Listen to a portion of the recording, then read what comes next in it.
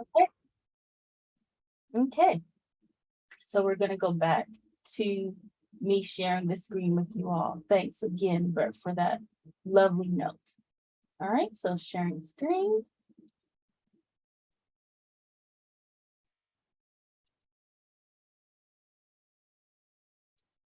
All right.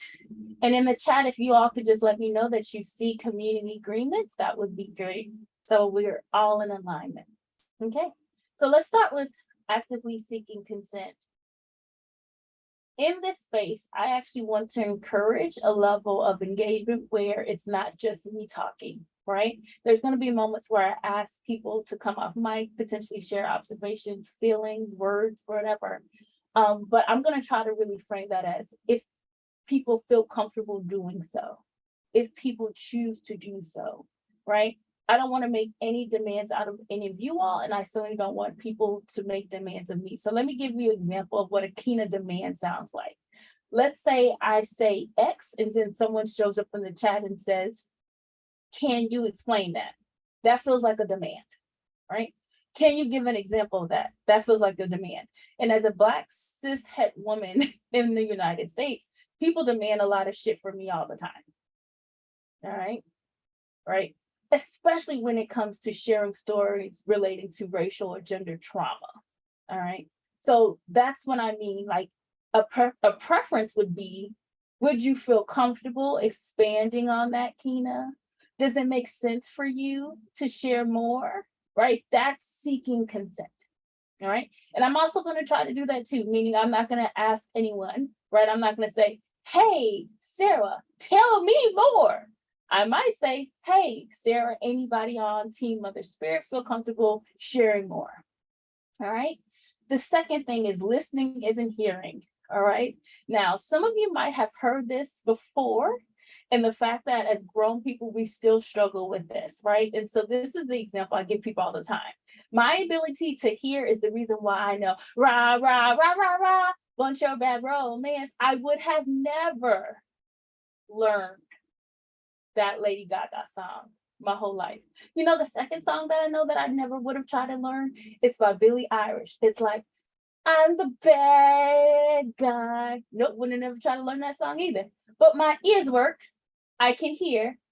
Henceforth, I have downloaded those horrible tracks. Okay. Hearing is the ability to get the sound waves to bounce off of our to bounce off into a scientific word here that I can't recall right now. But it's a passive engagement, whereas listening is active. All right. Another example I usually give people, and this is so sad, but it's true. It's when you get in your car and you go someplace that you commonly go to, and before you know it, you have arrived and you don't know how you arrived there. And that's because you were driving on autopilot. That is what hearing is. It is receiving sound on autopilot. It is not the same thing as listening. Listening requires attentiveness. All right, and it entires us to be intentional. So I'm gonna ask you all to put your listening ears on, not your hearing ears on today. All right. The third thing is that lessons leave and stories stay. This is like Las Vegas, y'all. Okay. I want to say something. I want other people to say something that deeply resonates with you all today in this session. But simultaneously, we want to respect people's privacy as much as we can offer that in an online space, right? So I keep it a buck. 100 is how I live my life. And I might say some shit, also curse y'all. That's a thing. All right. So I say bad words. And someone might leave and say, that was a hilarious story Kina shared. And I want to tell it to everybody, I don't know, I go to work with, right? The question I'm going to leave you with is, did I consent to you sharing that with your coworkers? No, I did not, right? And so how do we generalize some of the stories that we receive in this space in a way that protects people's privacy, but also allows us to leave with those lessons? That's the ask that this third community agreement is asking for. The fourth thing is own your experiences. Isn't this tricky? Because we feel like we can speak for all mothers and all women and all femmes and all Black people and all people who do yoga and all people who like coffee. No. So one of the things we need to try to do is, it has been my experience as A, right? I have seen X. I have noticed Y. So let's really try to refrain from generalizations. I know it's hard, but we can get into the practice of it. All right, the fifth community agreement here is, when in doubt, personalize. So one of the things that has helped me on my journey as a cishet woman is to use names, right? In the United States, English in particular is the language that is one of our most laziest linguistic patterns. We get to overgeneralize and rely on very abstract language, all right, as opposed to focusing on specific, intentional, and concrete language. And I'm about to give you an English lesson right now about this, all right? When I say, hey, go grab my purse from the car, that is an abstract statement, all right? Because if you don't know what my purse looks like, you don't know what purse to grab. And if you don't know what my car looks like, you don't know what car to go to.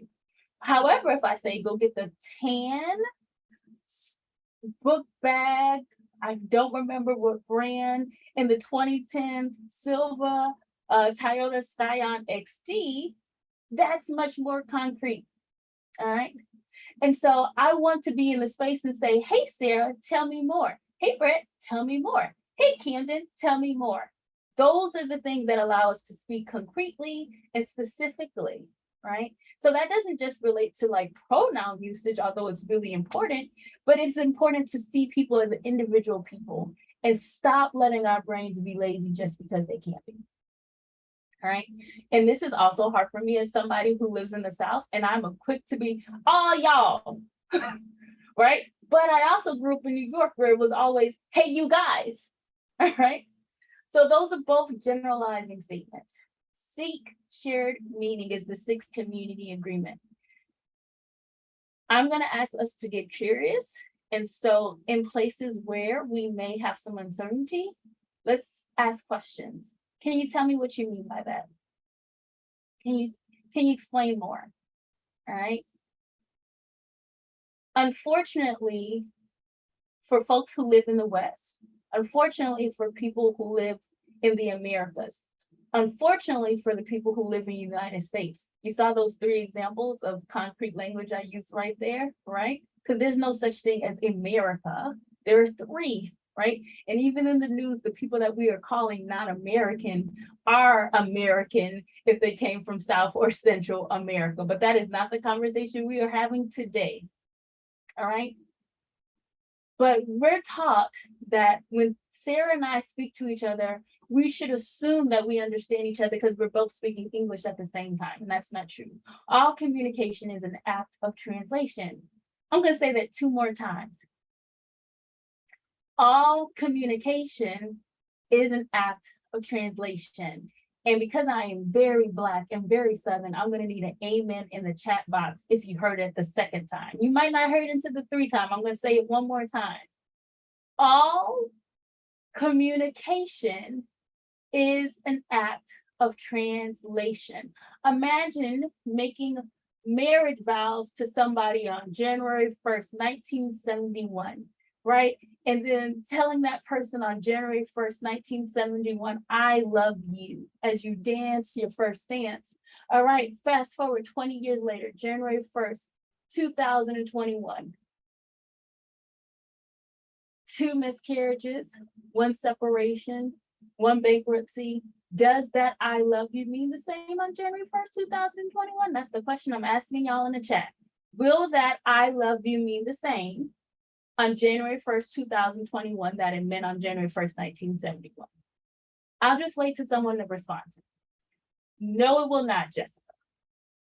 That I love you is gonna hit different, like the young folks say. It's not the same thing, right? Even when we say phrases like a lot, or I like, or I love, right?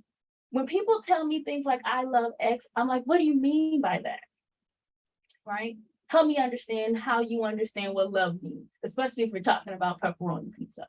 All right. So that's really important that we don't assume that we have shared meaning with anyone in this space.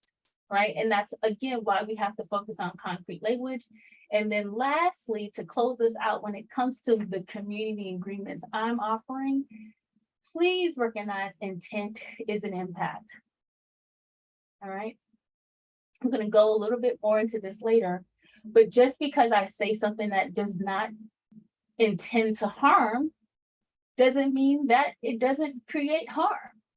And maybe if you've attended workshops of this kind of capacity in the past, you've heard someone use this metaphor. It's probably not the best metaphor, but it's something that speaks to our common experiences. Just because I didn't intend to hit someone with my car doesn't mean that hitting them with my car doesn't have an impact in their life. And I can't get out of the car at the scene of an accident and say, but I didn't mean to hit you. My intention has shit to do with their increased car insurance, lack of mobility, lack of resources because they can't go to work that week. My intention has shit to do with that. All right. So here in the chat, if anyone wants to offer any additional community agreements, or if anyone needs to have me expand on any of these, feel free to share right now, privately or within the group. All right, I'll repeat that again. So right now you can say, hey, Kina, I'd like to add another community agreement to keep it sexy today. Or you can say, would you feel comfortable telling me more about community agreement too? And if we don't need any of the support, great. Oh, Jessica, listen, I can leave the call and we can all have lunch. Jessica says these community agreements are already a whole lesson. All right. So if we are good, I need people, everyone. If everyone's okay with these community agreements, can you just put pizza in the chat box? Pizza, because that's what I wish I can have for lunch today. I won't be having lunch as pizza. I'll be having gumbo because I have leftovers. But I just need to know that we're ready to move forward. Ooh, not Victoria with the emoji. What? We can put emojis in the Zoom chat. I love life today because you literally can learn something new every freaking day. Wow, y'all. I'm excited. All right. Let's go ahead and get into today's modules. All right. So these are the 3 lessons that we have for today. Okay. I would love to hear somebody else's voice besides mine. So if anyone feels comfortable reading today's modules for us, I would recommend that you come off of mute, tell us your name, and share with us what's on your screen.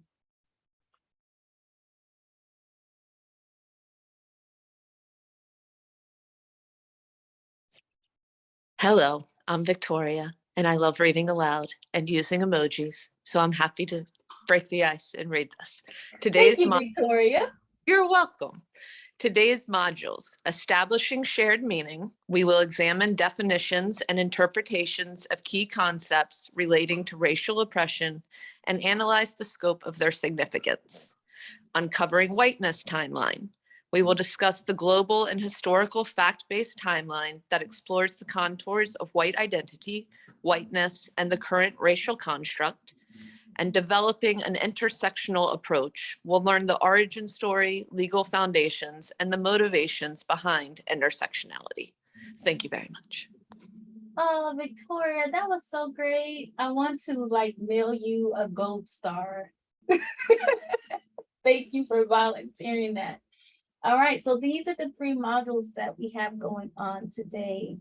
And before we get started, I just want to double check to make sure that no one had any specific accessibility needs that they wanted to bring up to me before I get into the zone. All right, again, mind you, you can share those privately as well.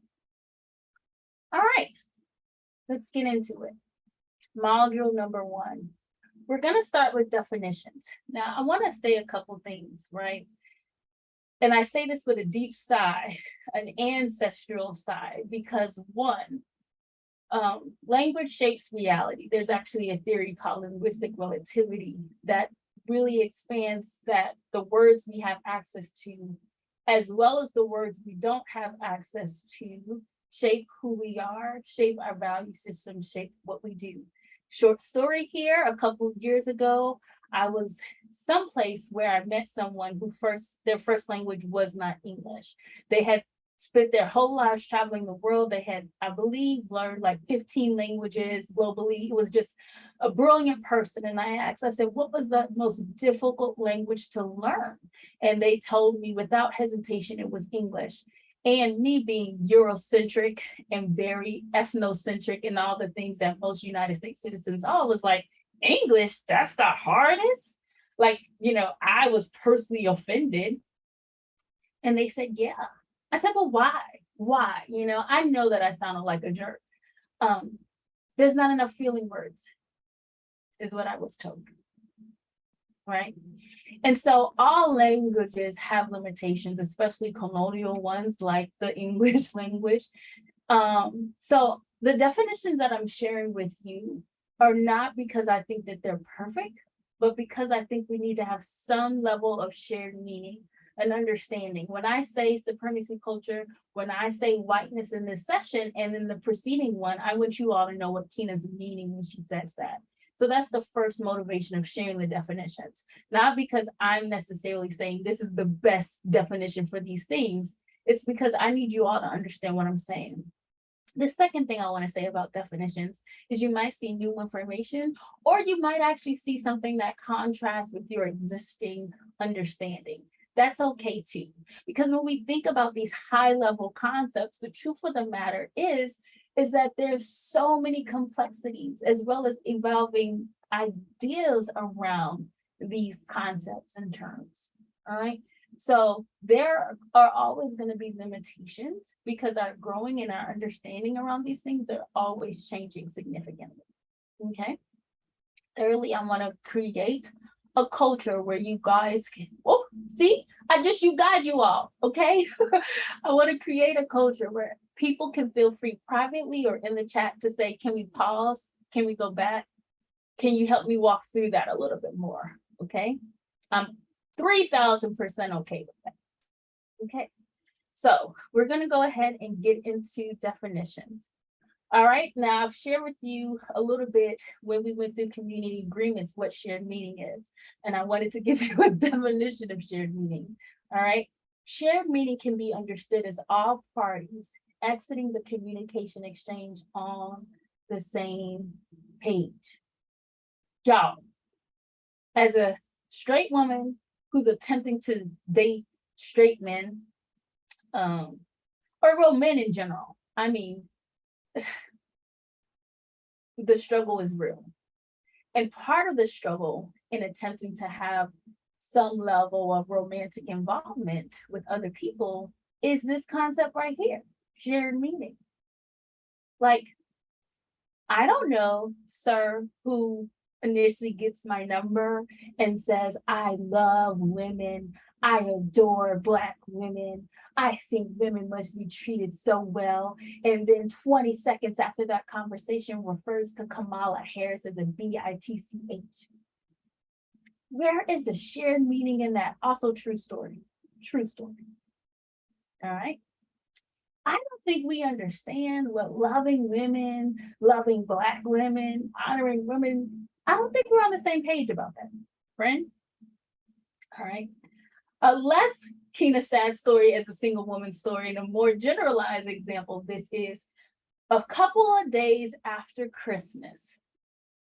Sarah goes to her partner and says, hey, babe, will you see to putting the Christmas tree in the attic? Sarah's partner says, yeah, I'll do it later. New Year's comes and gone, and the Christmas tree is still there. And Sarah's like, hey, babe, I thought you were going to put the Christmas tree away. I will later. It's January 7th. Why is there still a Christmas tree here? Oh, because we had two different understandings of what later meant. Sarah probably could have done a better job just asking, babe, hey, you said later. Can you tell me what later means for you? Because for some folks, later might mean like before Thanksgiving, y'all, right? So that is what I want us to do, is establish shared meaning. All right, so with that being in mind, let's go ahead and start with some of the very important components that make shared meaning possible. All right, I'm gonna say something today that no one probably expected me to say, which is I'm about to change your life. Okay? If you make space for it, if you have the mental capacity, I'm about to change your life. The end of story. Okay, so let's start with what is verbal communication? I would love to get some readers to do this with me. It could also be Victoria, but other people who aren't Victoria can consent into reading for me right now. Hi, can I'll you read guys with hear you. me?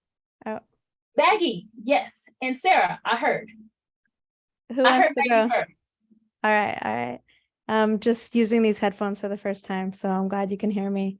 All right, verbal communication, the use of words to share information with other people. Nonverbal communication, the act of conveying information without the use of words. Listening skill set is the active process of receiving and responding to spoken and sometimes unspoken messages. Compassionate listening, the kind of listening that can help relieve the suffering of another person. Okay, so I'm going to start with the thing that I think is going to be the most transformative if you can grasp it today. Maggie, thank you for reading so beautifully for us and consenting into that.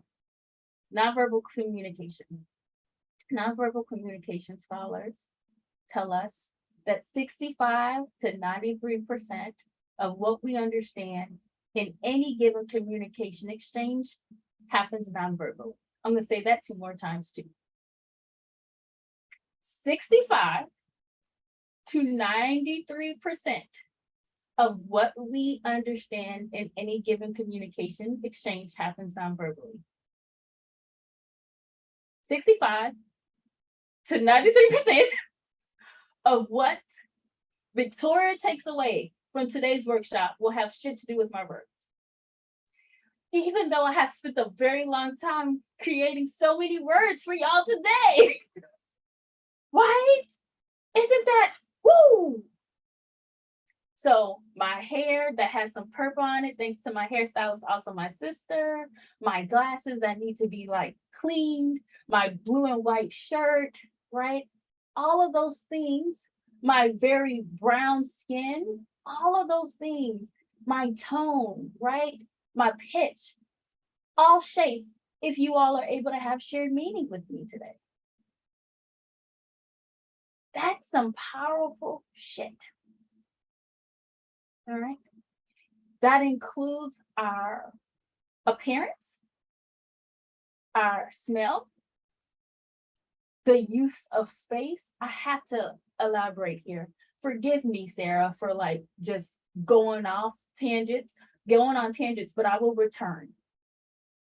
You walk into someone's physical office and you see windows, big desk, right? A couch, a coffee table.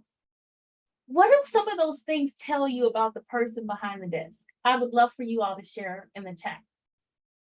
Big windows, big desk, enough space for a coffee table and a couch and chairs and a coffee bar.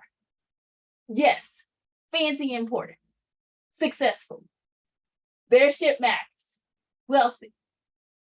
All of those things are implied, and that person hasn't even said anything yet. You just looking at the shit around them. That's it. I got on the call last year with a potential client, and one of the first things they said on the discovery call is, don't mind the construction noise you hear in the back. That's just a walled off a store getting constructed behind me.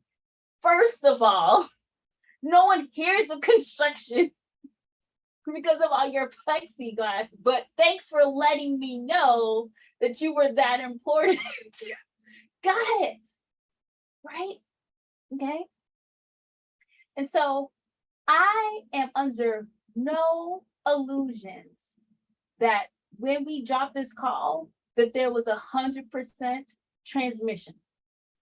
It's damn near impossible, especially when for some of y'all, only 7% of my words matter. And so I divorced myself from the need to have created 100% shared meaning. I make the attempts for sure. All right. One of the reasons why I think this is impactful for us as learners, as people seeking liberation, as people who hope to decolonize our lives and divest from violent systems like whiteness, is because what that tells us is that we should expect misunderstanding. We should expect to be unclear. We should expect, right, to have to translate some things over and over again. Because the very act of trying to create shared meaning is moving through all these layers of knowing, right? The second thing is the verbal communication. It is the words that we share, right? It's the email, it's the text thread, it's the comments, it's the actual words, whether those are verbal or written. And that is one of the most powerful parts of being a human being on earth, is being able to access words, right? But it can also be frustrating, right? And I don't know if anybody else has had this experience, but I certainly have been in situations where I find myself, I can't get you to get me. I'm trying to figure out what words to use. How can I say this differently? I literally had that situation 2 days ago with my little brother, right? I was crying, I was frustrating, and simultaneously I'm like, okay, let's start again. I felt like a car that just kept idling because I couldn't find the words to access within me to get him to figure out where my heart was.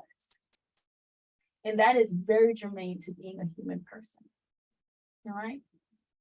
I said in the community agreements that there's a difference between hearing and listening, and I hope that you all will listen to me more than hear me in the engagements I have with your team here, all right?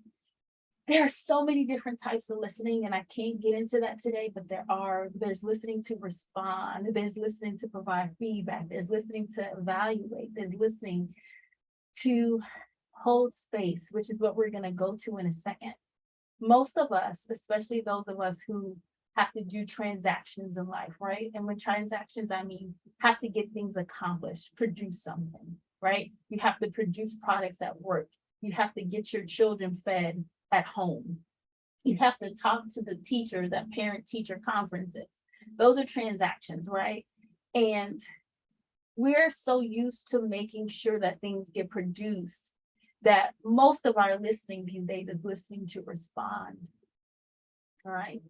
And so that doesn't really allow us to be fully present and turn off evaluation, all right? Now, mind you, there are times where listening to respond is helpful, right? Because it can often get processing, moved, things done, but it can also create harm as well. All right. And so today, what I hope to increase your capacity for is what beautiful Eastern philosophers have coined compassionate listening, which is the kind of listening that can help relieve the suffering of another person. I'm very aware that I might say things today that might be charging, things that may be fully aligned with what you believe about the world, but also things that may not be, things that might create what I call an ouch, right? You feel discomfort. Sometimes you feel it in your chest first. Something has happened with me as I've gotten more into my 40s, where my ouches actually show up in my back, in my knees, all right? Sometimes it can show up in people's tummies, but you just feel that discomfort, like, ooh, something doesn't feel right. And I would ask that you create some compassion for that, right?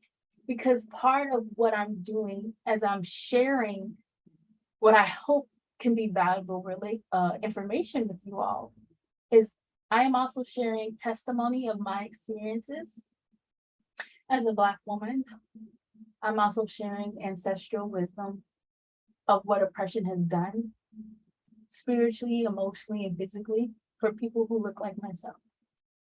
And so I would ask that you would meet those ouches, that you would meet that discomfort with some compassion, which is putting on this ability to say, I want to make space for the suffering of people like Kina, people of the global majority who've had to learn so much of these lessons in their actual bodies. Okay. All right. I want to stop. And so all four of these things are things that help us achieve shared meaning. All right. Being able to make space for compassion, being able to listen and recognize it's not hearing. Those are not the same things. All right. When I think about in relationship to racial oppression, conversations around race since 2020, I definitely think most people spent 2020 hearing, not listening. Not the same thing. All right. In order to be able to achieve shared meaning with ourselves and others, we have to be able to be aware of all of the ways nonverbal communication colors a communication exchange and therefore makes misunderstanding the default setting in our lives as Homo sapiens, as opposed to something we should run away from. It's to be expected. And then recognizing that verbal communication can only take us so far because language is limited and language always changes. Oh, there was an example that I wanted to give you all. I'm an 80s baby. I reject the term geriatric millennial. I don't care what the streets are saying about me. And it's funny to be a part of the generation where bad became good because Michael Jackson said so. Right? Prior to Michael Jackson and the Thriller album, bad just meant something that you didn't want to be a part of. And then Michael Jackson comes along and then bad becomes cool. If any of us had walked around in 1989 talking about Google it, people would have been like, huh? What? Huh? It wouldn't have made sense to just Google it. And then the fact that Google went from being a proper noun to a verb that we utilize almost every day, right? So verbal communication will always be limited because words change. All right. Questions, comments, concerns before we move forward? Okay. Definitions. Sarah, earlier you were willing to do some reading. Are you willing to do reading now still?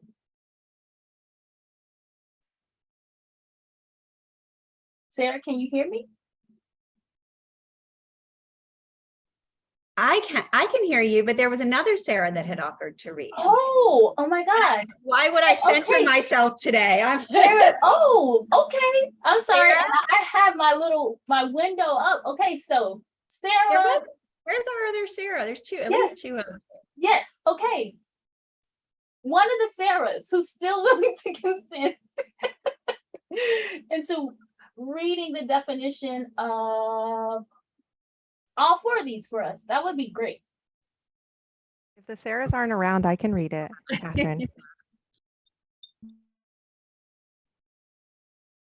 Okay, well, Catherine, I think Catherine, go ahead and go forth. Yeah, I can jump in. Okay. That's all right? Yeah, okay. Definitions. White racial identity is a dynamic social-political construct that creates both individual and collective identity based on a perceived common European Caucasoid heritage. Number two, white supremacy is an ideology where white people are believed to be superior to non-white people, existing in both the overtly prescriptive form and as the self-perpetuating cultural structure, also known as whiteness. Three, whiteness. is a social, political, and rhetorical construction that creates and maintains a racial hierarchy that centers on characteristics, experiences, and traits associated with European ancestry. 4, white fragility is a state in which even a minimum amount of racial stress becomes intolerable, triggering a range of defensive moves. Thank you So- so much, Catherine. yeah, Oh, we're gonna no stop problem. right there. We're gonna Great. stop right there. All So right. I want us to go, we're gonna start with white racial identity. I would love for folks to highlight, and I actually started this so you can see what I mean. What are the words in that definition? We're only focusing on white racial identity right now that kind of stand out to you. All right. So for me, I underlined it social political construct because that's something that stands out to me in that. All right. Okay, so I'm seeing construct. What are some other words that stand out to you when it comes to white racial and perceived? Awesome. Okay, what else? Any other words that stand out? Social, political. Yes. Okay. All right. Feel free to share more as we go along. So I'm going to expand here. I spent a lot of time talking to a lot of people who are racialized as white. All right. And it's complex because race is a social construct. It's not based off on anything real, right? The science has shown us that people are about 99% the same genetically. We're about 13% the same as a banana, 33% genetically the same as a dandelion. And on days where things feel like shit, I remind myself that we and dandelions are basically the same thing. They're resilient as hell, you know? So it's just like, okay, I can do it. I can do life. All right.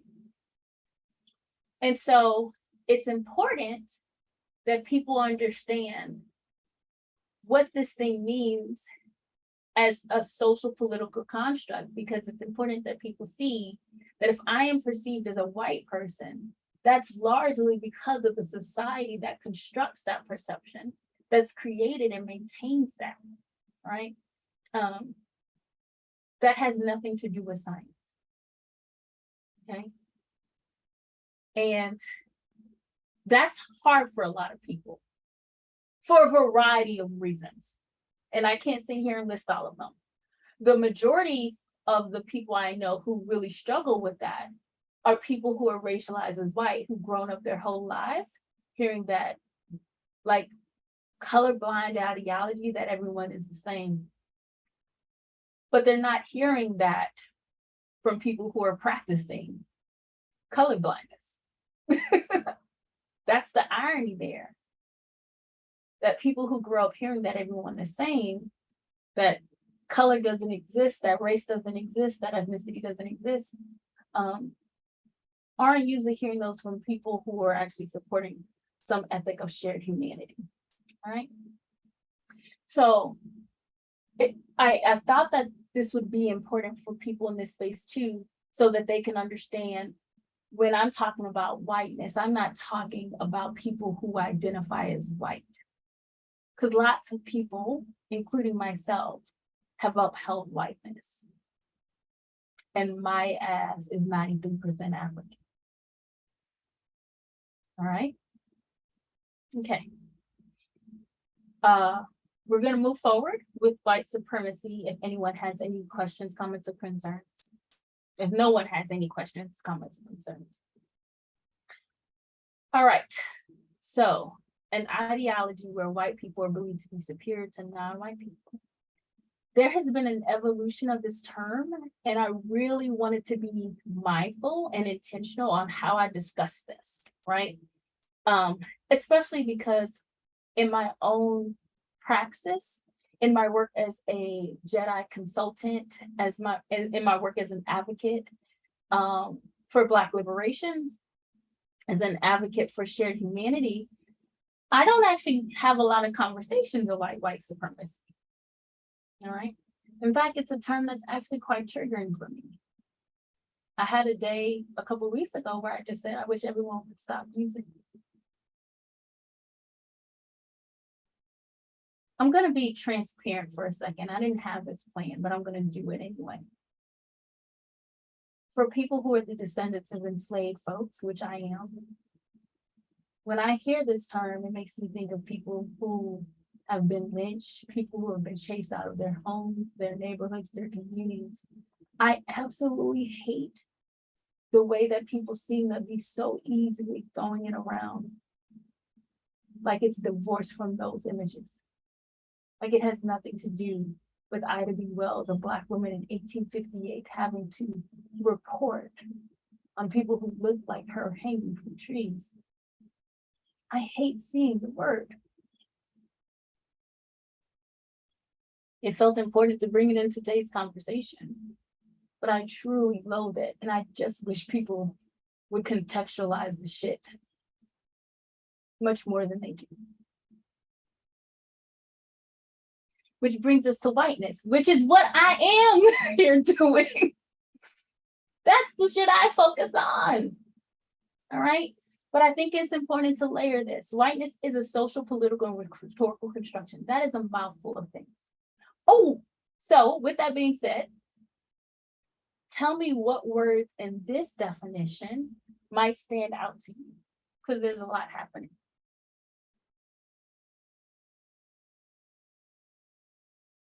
Racial hierarchy, construction. Okay, anything else? Rhetorical. All right. Maintained.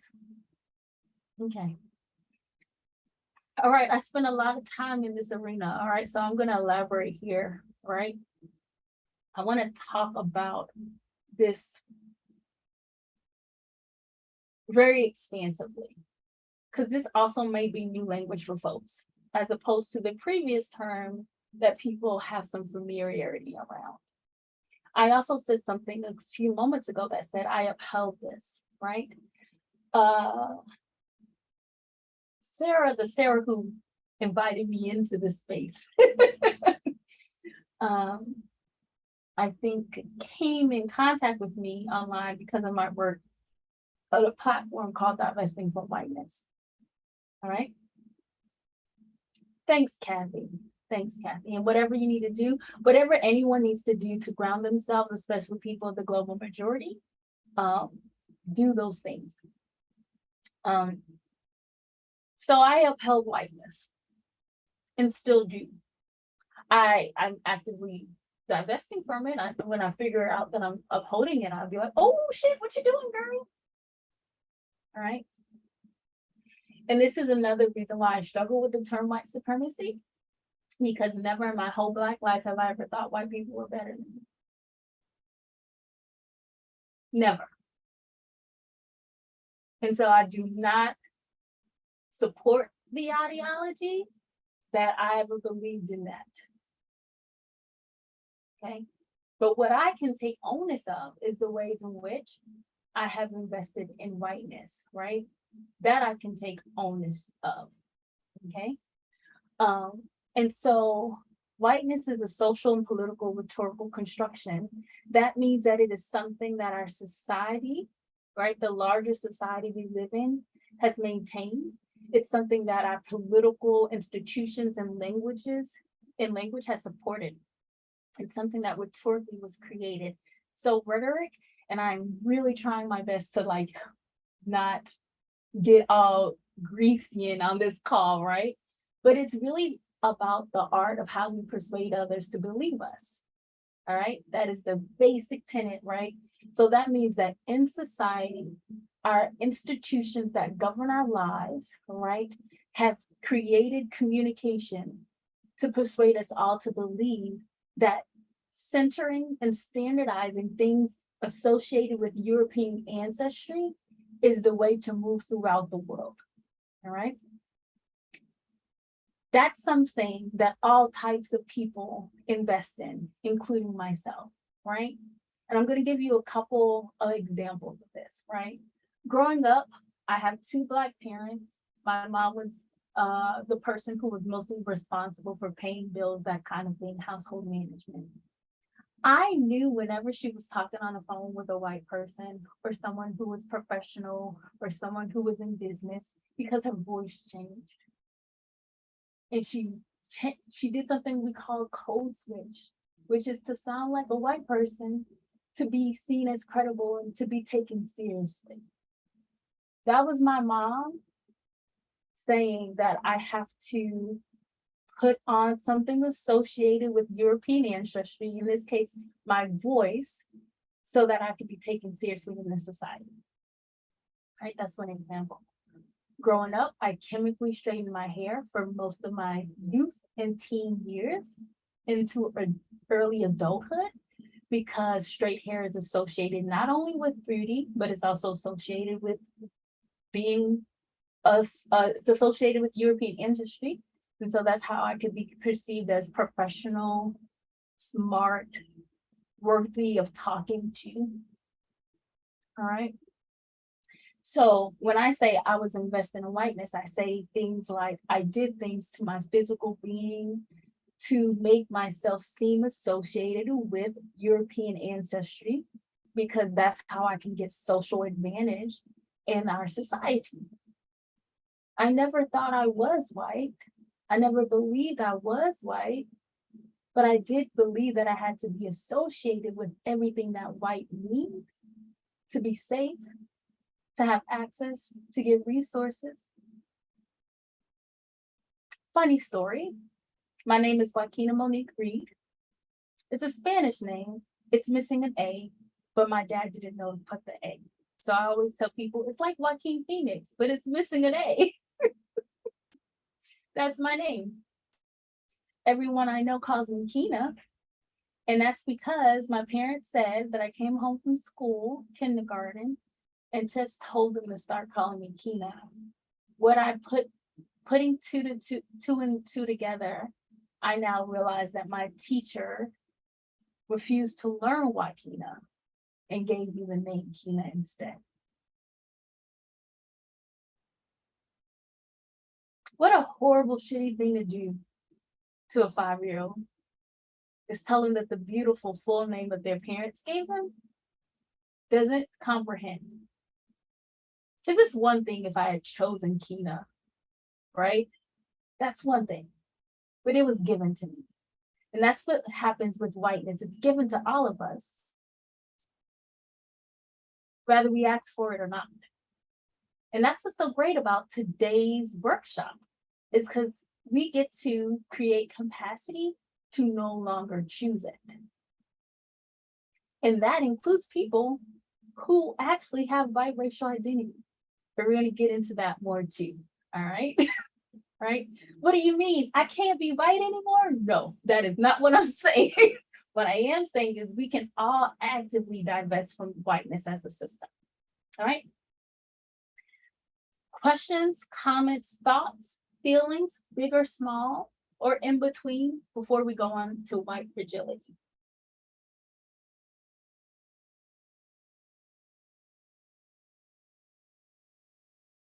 Okay. Remember that you always have the gift of your breath. All right. So, what are some words that stick out when we think about this concept, this definition? Thank you, Kayla. Thank you. I might have said that wrong, so I apologize if I pronounced it wrong. All right. Camden, thank you so much. All right. Right for Julie. Any thoughts, feelings coming up with this definition? Racial stress, triggering a range of, oh, no one put that. That's the word that stands out for me. Defensive moves. All right.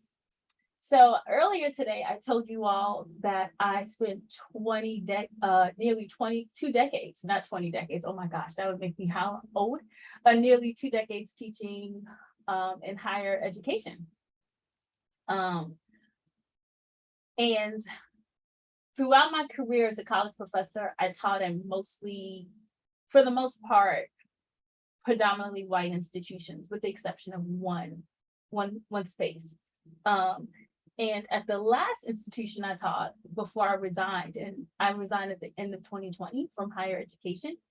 I mean, I could have written a book on white fragility, right?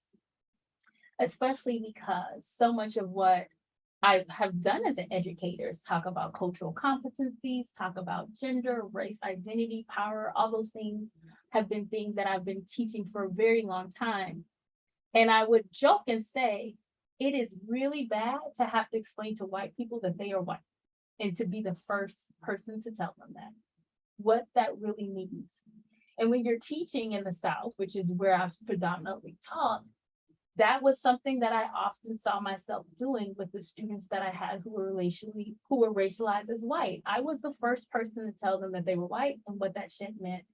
And most of the time they were angry at me. So let me just say this. For people who are racialized as white, who happen to be gifted as parents, and I assume most of you all are parenting in some capacity.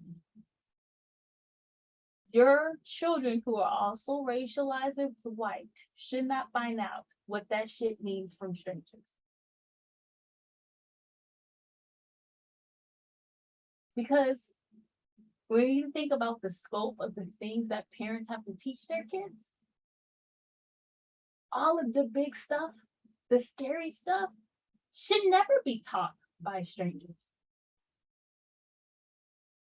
You don't want strangers to teach your kids about like fallopian tubes, although that shit happens. Thanks, Mom. Still waiting for my safe sex talk, Dad. All right? But think about it. Those big things, your kids don't need to learn that shit from someone they just met 4 weeks ago. I mean, I usually pushed it in the middle of the semester, but still, the premise is still the same. One of my favorite stories was a kid, let's call him Paul. He raises his hand. He says, so what you're telling me, Professor Reed, is that my great grandfather, when he came to this country from Italy, wasn't a white guy? Yes, he was not white. Y'all became white later. Mind-blowing stuff, right? And I think my professor.com ratings would have been so much better had Paul found that out, from his family members, not for me. But nevertheless, I persisted, all right? So I find myself in situations where I'm dealing with white fragility a lot because I am often the first person to tell somebody what being racialized means. And most people don't see that as a gift. All right? Questions, comments, or concerns when it comes to this term. All right. I want to add something new to this conversation, which people leave out, and it frustrates me, but it's okay. I'm not controlling anybody else but myself. Something that I think is impactful to this conversation is this new definition that I want to give you all. Supremacy culture refers to how political, ideological, cultural, and systematic forces work to ensure the continued oppression and domination of certain groups by maintaining false narratives of the superiority of other groups. All right. I strongly believe that it is not just people who may identify as white who hold strongly its feelings of having some level of domination. All right. I actually see it in a lot of different spaces across geopolitical constructs. And I don't want to get into a whole political upheaval right now. All right. But across our globe, we see certain governments in particular that are supportive of a domination of certain groups over others. That is not just limited to people who identify as part of the Klan.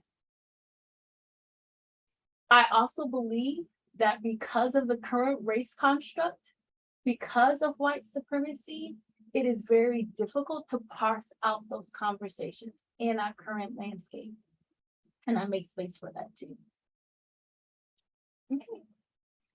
All right, so I want us to move forward to the second set of definitions. And if we can get another volunteer, that would be great.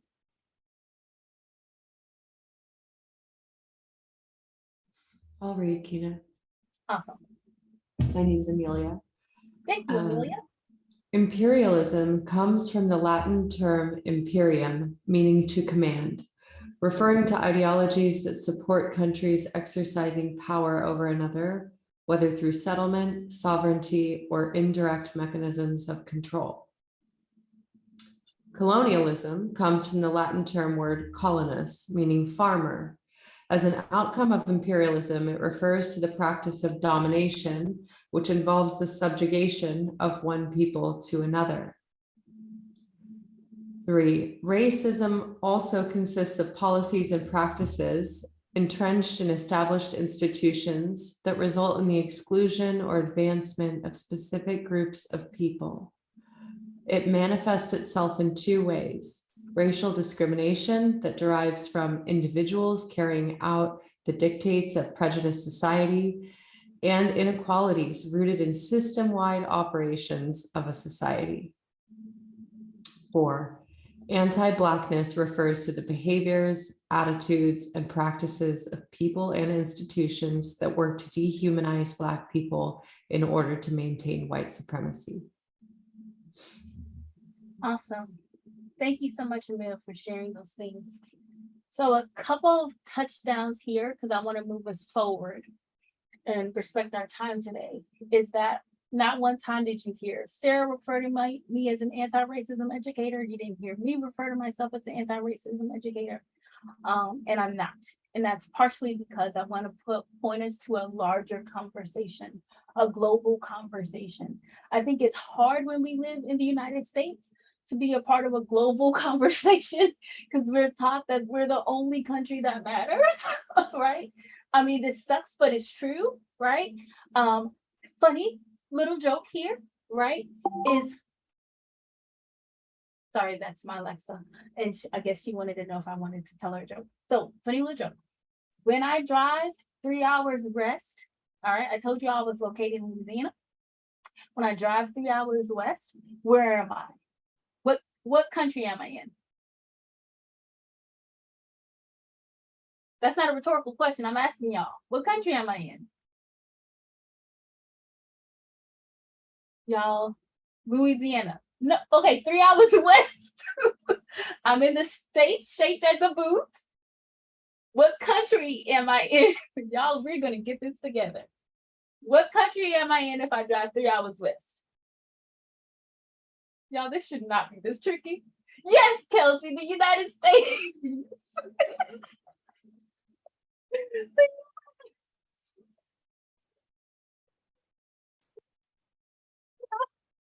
United States. And 3 hours from south. It's still the US, because yeah, where I'm in Louisiana, I'm not that far down. It's still the US. The point is we are written at geography.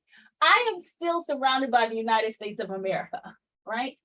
But for people who live in Europe, you drive 3 hours west, you might be in a literally different country with a literal different language. You see what I'm saying? 3 hours north, same thing, right?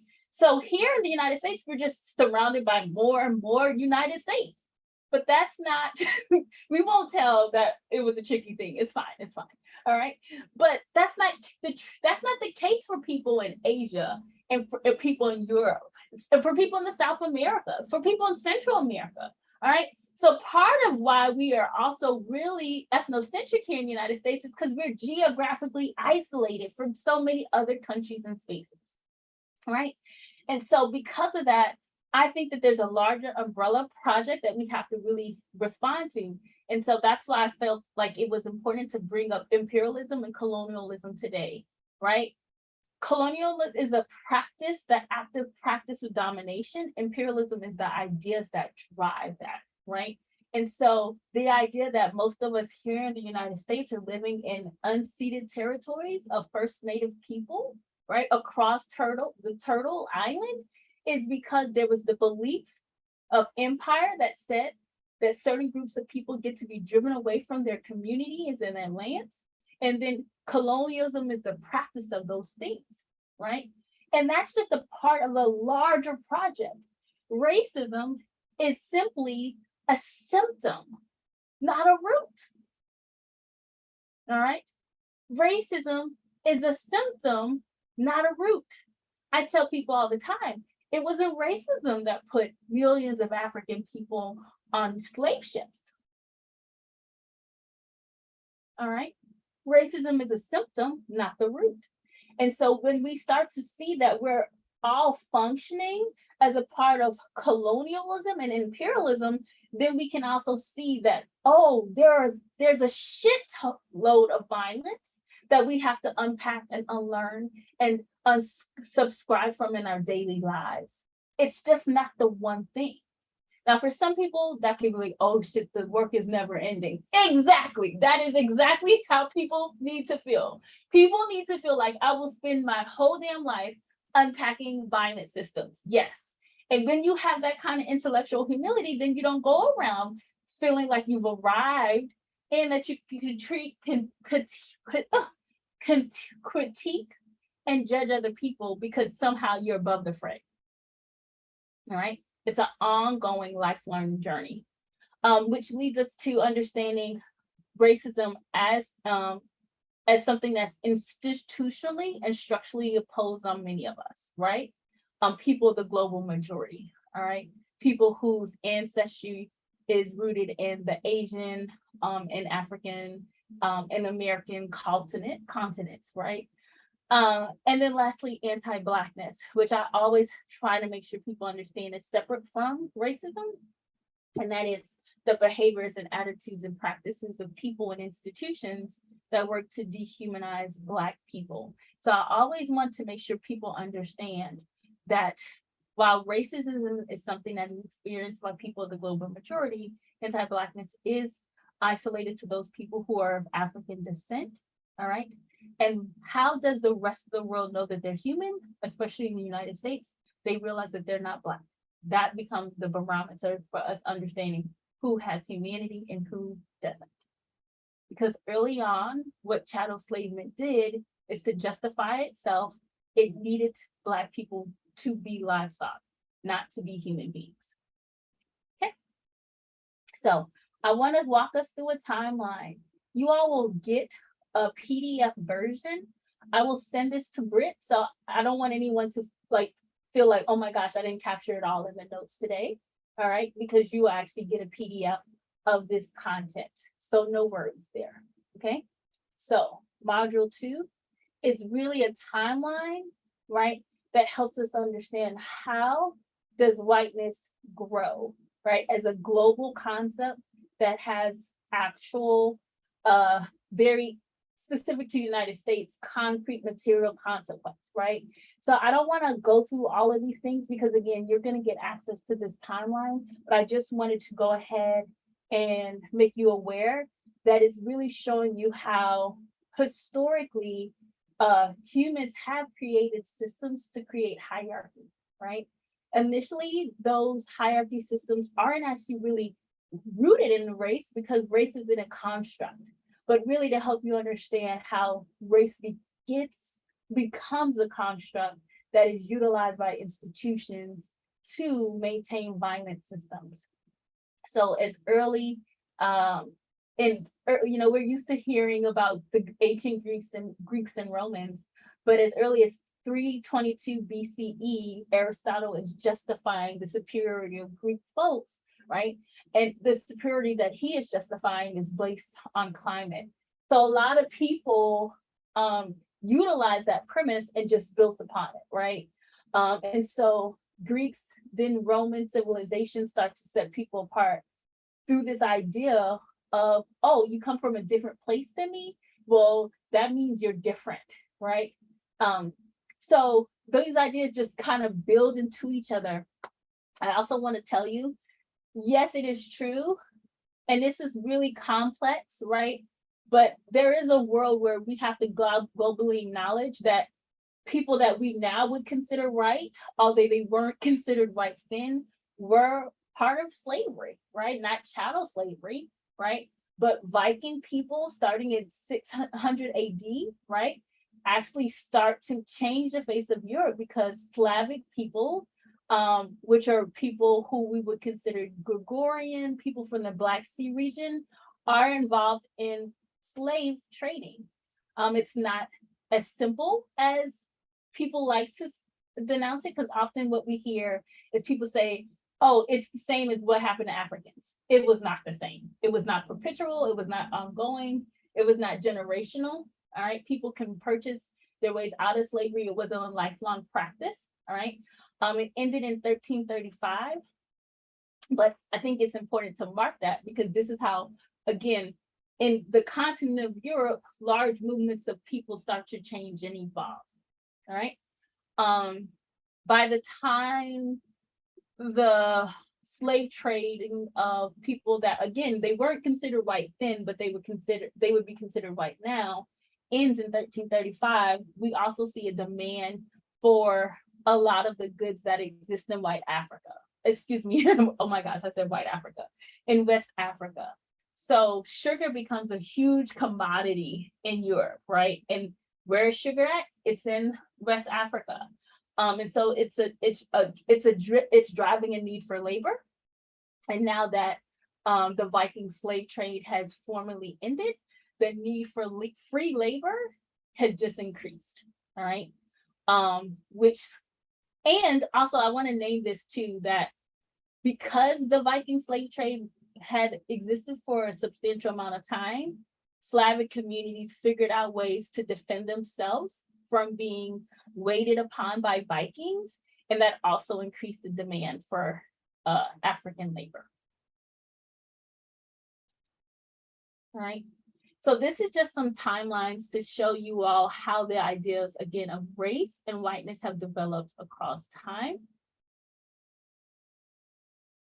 By the end of the 18th century, not only did we have a driving slave labor that includes African people, you actually have what we call race science, which justifies this mistreatment of African people for labor demands. Here in the United States, we saw an influx of immigration that starts in this country in the 14th century, but reaches its peaks in the 1600s. And I always want to name that the potato famine that happened in Ireland that created a lack of sustainable material for people to live brought upon the large migration of Irish people to the United States. And so that happened in 1830s. And there's a history of very anti-Catholic sentiment that came with being an Irish immigrant in the United States. And one of the things that happens in that process of Irish immigrants trying to make a space for themselves in the United States, in the midst of having a huge anti-Catholic sentiment publicly, is to boldly oppose the abolition of Black people, right? And so one of the toolkits of whiteness is to utilize Black people as the barometer of humanity.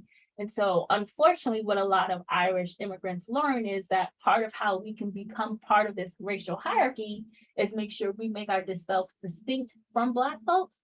And the ways you make yourself distinct from Black folks is to make sure you're part of anti-Black violence. All right. And what a horrible trade to have to make. To leave one's home to survive, get to a space, be the victim of targeted hate, and then to relieve some of the pressure and the violence of that hate, engage in hateful behavior. What a thing to grieve. What a thing to grieve. And this wasn't just true of Irish Americans, this was true of Italian Americans. We have so much data that reports to immigrant communities learning very early on that to be able to be resourced in America, one had to exchange whiteness instead of that rich cultural heritage that came from the place that they left. So part of what Divesting from Whiteness does is create space and capacity to actually have an ancestral understanding of who you are that exists way beyond whiteness.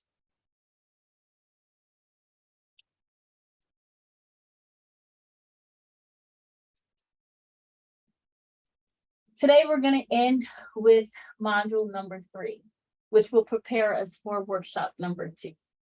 Okay. One of the things that across spaces we hear is a call for intersectionality, right? But I wanted to take some time for us to get some history around intersectionality, do some fact finding and some myth busting. So intersectionality was indeed created by Kimberly Crenshaw. All right. A lot of people, I think, may not have actually acknowledged or don't have a strong acknowledgement that it's a Black woman who actually created the theory. And so Kimberly Crenshaw was able to create this theory after she wrote a paper. And the paper, I want to make sure I give you all the name of the paper.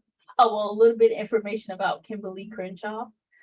So Kimberly Crenshaw is a scholar. She's a writer. She has been working on critical race theory, legal theory, as a professor in various different capacities.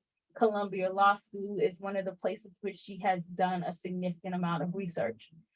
She was able to coin the term intersectionality based off the very courageous work she did. She created a paper in 1989 called called Demarginalizing the Intersection of Race and Sex, a Black feminist critique of anti-discrimination doctrine, feminist theory, and anti-racist practice. And so when Dr. Crenshaw wrote this paper, she wrote it with 3 populations in mind. Well, 2 populations in mind, Black women. And she based it off of 3 separate court cases. So Denifray Reed versus General Motors, Moore and Hughes Helicopter, Moore versus Hughes Helicopter Company, and Payne versus Travenol. And all 3 cases are cases, and I'm not going to legally bore you all, but all 3 cases really reflected on the idea that the experiences of both racism and sexism, and I would argue anti-Blackness, were creating specific challenges for Black women as a group that the legal system didn't have the contours to respond to. All right. And so you all might be asking, why did this matter? Right. And I call this the intersectional remix, right? Because we hear this term again in multiple spaces across wellness, across anti-racism. Lots of people have this conversation around intersectionality without recognizing what the primary focus and history of this was, right? What Dr. Crenshaw is saying is that intersectionality is a lens through which we can see where power comes and collides and where it interlocks and intersects. So it's not as simple as seeing something as a race problem here or a gender problem there, right? Or an LGBTQIA problem here. It is a framework that erases what the remix does is it creates a framework that erases what happens to people who actually have lived embodied experiences in these different groups. So oftentimes people say, well, because I'm a woman, right, and that is my primary salient identity, then people should be talking more about the experiences I have with the patriarchy, right, which leads to oppression Olympics.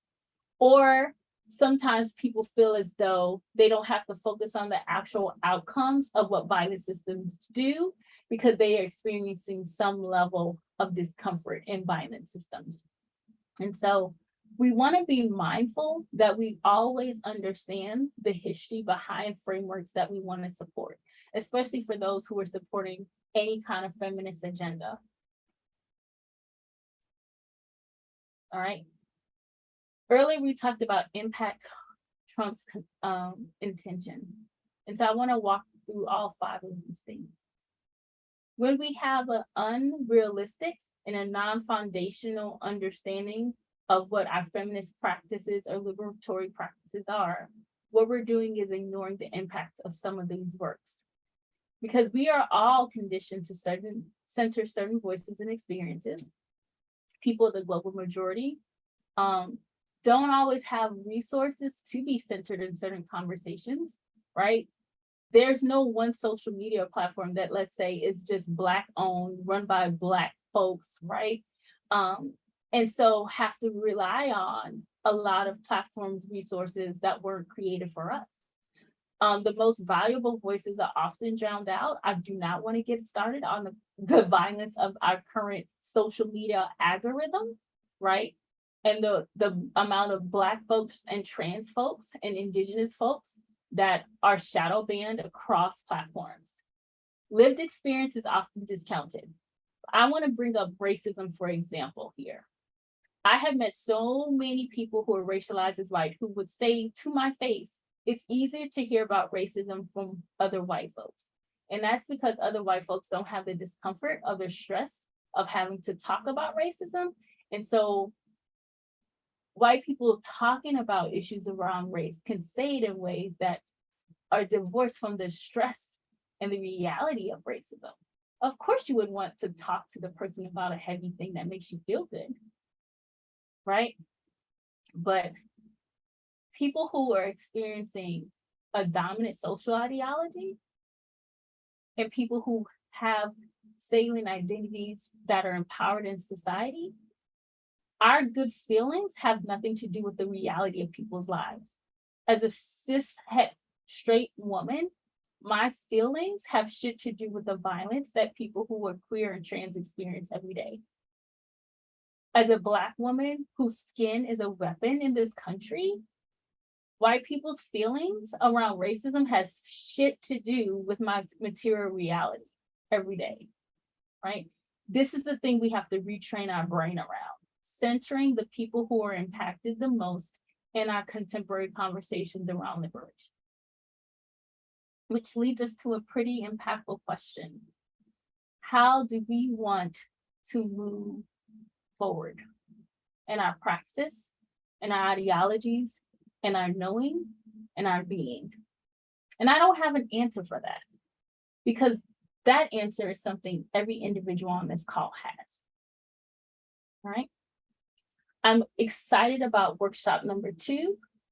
In a lot of ways, when you all get this package, the PDF, right, it's gonna give you some opportunities to sit, to think. I'd like for you all, I would encourage you all to use this as the pre-reading for our second session that's coming up in December. And I thank you all for spending some time with me today. Tina, thank you. Brilliant. The marriage of 20 years plus everything since has made you, it was visceral, and I need to hear things 3 times. I don't know how you know that, but on the 3rd time, I'm like, okay, all right. So thank you for just real relational, amazing, brilliant teachings. I wish it was next week, but it is, you know, I'm glad we have the space to sit with all this information and to take our time with it, because it's so much, and it'll take its time. But in the meantime, you know where to find Kina for all her needs, all her offerings, and please follow her content in the meantime and catch up with it, so that you feel, you know, so that you're up to date with her teachings as well. Okay, and part of that community, she also has a Patreon that I've been meaning to sign on, so see you in there. And Kina, we'll see you in a month. Yes. Thank you so much. I also wanted to say that if people need to drop, they can drop, but if there are any specific questions, I can make space for people having questions right now. I don't know if that's okay, Sarah. Oh, please, I just have to go get my kid. Okay. I wish I could stay, but this is recorded. Blessings. Okay. Bye-bye, guys. And I'm not recording, right? You're recording. I'm recording. All right. Any specific conversation questions from today? Yes, Jessica G. Okay, I love Jessica G. Thank you. Oh, I'm here. Okay, all right. Oh, I just unraised my hand. Thank you so much, Joaquina. I really appreciate this. When you said about I don't want to say it again, but what you were talking about with WBS, it was really valuable to hear that. And I'm wondering what you would prefer. It sounds like the contextualizing is the important part. Like it's easy as a white person to say that word and talk about what that means and look at that. And now I'm just holding that. Like I don't want to harm. I want to be careful with that word. Yeah, and Jessica, thank you for making space for that. And I think that's what I'm asking people to do, right? Is be careful with it. Okay. So part of my decolonial journey, part of my divesting journey is recognizing that things are rarely either or, right? It's usually some in between, all right? And on one hand, I see the value in people, why amazing Black wisdom keepers like Sonia Renee Taylor, W.E. Du Bois, even Martin Luther King started to really use that term outside of how people had historically understood it, right? Because it was like, oh, that's the people who walk around with tiki torches. Those are the people who are part of the Klan, right? So we have to give people language so they can recognize that you can be promoting racism, you can be promoting anti-Blackness, you can be promoting these things without being a Klan member. So I understand initially why that kind of like bringing that language into the everyday, what motivated that. But now there's the challenge of that, which is because even in conversations relating to race, people who are identified as white are still centered. And I'm saying this with my whole chest as someone who teaches around these things all the time, then people have not accounted for how people of the global majority feel when they hear those things. The focus has been on making sure that white people get it so much that people have not accounted for how we feel in that process. All right, so I'm gonna do a trigger warning. I'm gonna make a reference to sexual assault here. All right, I want you all to know that I'm doing that. If you want to drop the call, that's fine. I'm trying to be sensitive towards that. Right, but this is often a metaphor that I utilize. If someone were having a conversation around sexual assault, first of all, there's lots of trigger warnings most of the time. We're seeing that as part of the better practice on how you do that. Secondly, no one would start that conversation. Let's say it's a panel or a conference or a workshop. Most often, we're not going to ask someone who's experienced sexual violence, hey, can you come to this stage and tell us your deep trauma around sexual violence? No one, most spaces wouldn't do that. Yet every day, Black and brown people are asked to speak from a place of their deep trauma. Trigger warnings are not offered. Context is not given. And it's because that violence has been so normalized. I was on an IG Live earlier this summer where a woman who looked like me went into great detail about experiencing a violation with a police officer. No trigger warning was given, no context, and I understand why. I wasn't mad at her. I dropped the call because the target audience for these conversations has been white people. And so there's no sensitivity to people who aren't white in the conversation. And that has to stop. Right? So I don't know what the answer is, Jess, and I don't think there's a safe place to land. But I am asking people to realize that before you throw that word around, know that there is a history and know that it is triggering. Thank you so much. It landed for me, at least in this body. Yeah. I wonder if we can create some imagination, and going back to what I was telling you all, we live in a world of like fast, abstract communication, right? Where, so like people might say, Britt might ask me, how are you doing? And I say, fine, okay. I don't say I'm a little gassy because I ate my aunt's gumbo, right? Because we don't have time to expand. But I wonder what would it mean if we actually just started to be very specific about the things we were talking about, right? Instead of using catch-all phrases, depending on the context. Like today, I had to use those words with you all for what we were trying to do, right? So I think part of the solution, Jessica G, is in maybe if we stopped working at the pace of urgency, then we can actually create time for talking where people don't have to use bucket statements all the time.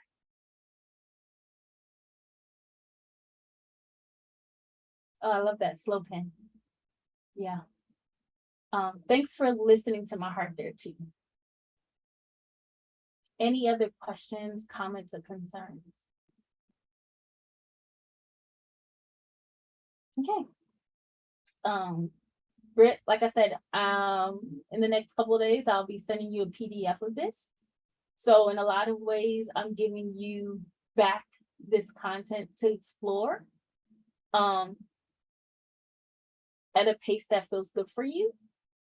And I do want to say that because now I'm talking about pacing. I just want to say that part of what I'm decolonizing my whole entire life is we have to recognize folks who are invested in liberation is that so much of what governs our life is actually fake as hell. It truly is. It's scary to admit it, but it's really true. And as we fight to get back what's real, what's grounded, right? That takes time. It has a cost involved, and it's gonna take being de-centered, which are all the things that empire does not allow us to do. Empire does not give us time. It does not value process. It does not value people falling back, right? It doesn't do any of that. So all of the things that we're doing, part of what makes it hard because it's not a part of the major culture of our lives. We are literally like waxing against the waves in a lot of ways. When I show up in a space being time fluid, people are like, what's that? I mean, I'm not working on white people's calendars and watches because that's not what the majority of the world was doing. And the more you get into your body, things start to not make sense anymore. Get comfortable with that. Like I said, for people who have white racialized identity in the United States, get comfortable with the fact that there is grief work.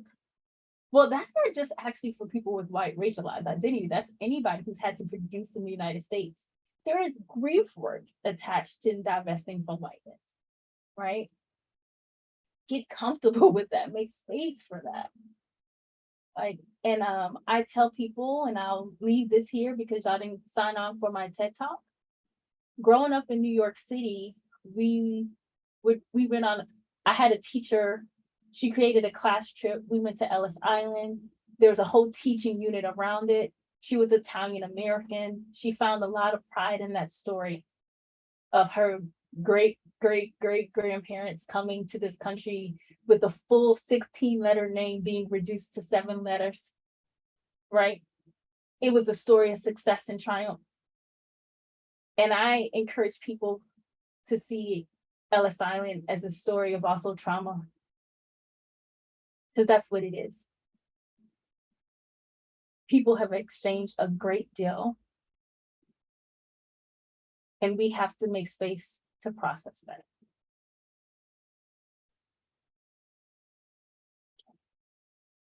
Well, I hope with all the heavy, we can still find space for joy and ease and movement. Thanks for being gracious with me and so kind.